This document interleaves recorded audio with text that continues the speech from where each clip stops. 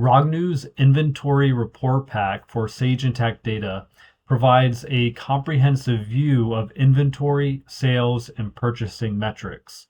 The dashboards are designed to give executives, managers, and operational teams actionable insights into inventory performance, aging, and sales trends. Users can drill into details at multiple levels for data-driven decision-making.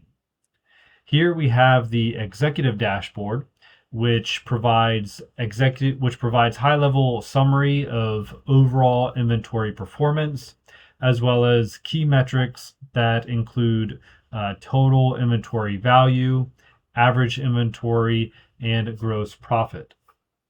And of course, you can click on a data point, let's say servers here, and that'll cross-filter the other visuals. And I can also switch between viewing quantity on hand to value here. Then we'll look at the inventory summary page. So this contains metrics of quantities and last costs broken out by warehouse and item. And again, you can filter as needed and perform cross-filtering as well. The inventory aging page highlights inventory age distribution to identify slow-moving or obsolete items.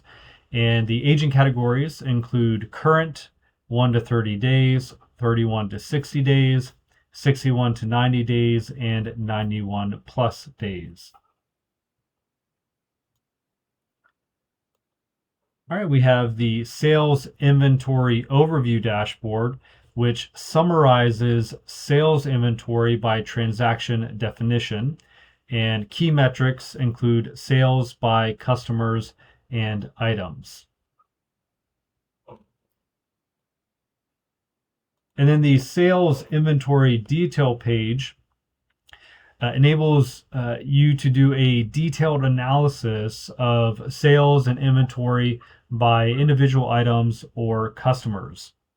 And this provides line level data for revenue, quantity sold, and remaining stock.